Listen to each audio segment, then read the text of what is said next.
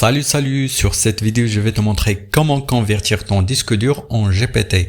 À titre informatif, cette manipulation peut supprimer toutes les données qui sont sur le disque dur. Faites attention s'il vous plaît.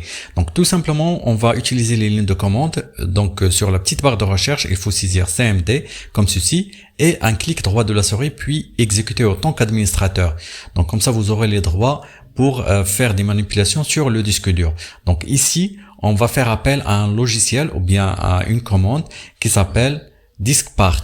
Donc tout simplement, je vais saisir diskpart comme ceci et puis donc je valide par la touche entrée. Donc comme ça, je suis la racine c'est diskpart, donc comme ça je peux utiliser les commandes de diskpart.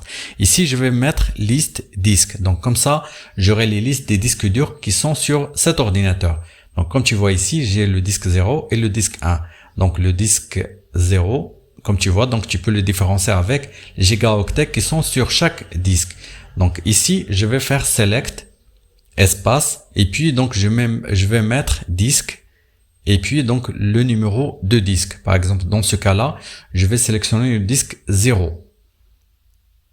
Et après, donc tout simplement, c'est clean disque. Donc comme ça, je vais supprimer toutes les partitions et le formatage de ce disque-là.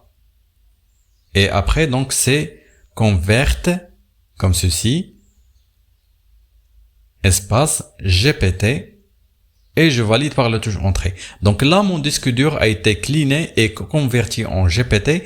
Donc tout simplement, ce que je dois faire ici, donc je vais continuer avec la souris. Donc tout simplement, je vais saisir gestionnaire de l'ordinateur comme ceci.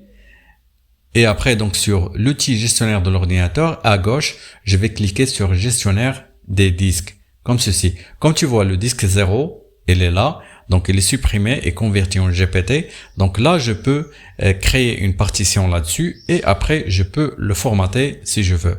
Donc, comme ça, donc avec cette manipulation, je viens de le convertir en GPT, donc il ne va pas créer plusieurs partitions, etc.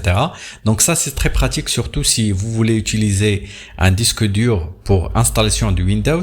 Donc c'est pas la peine de créer une partition comme je viens de le faire maintenant, mais vous pouvez le convertir en GPT directement et effectuer l'installation là-dessus. Donc comme ça, c'est Windows qui va s'en charger à continuer les partitions selon le besoin.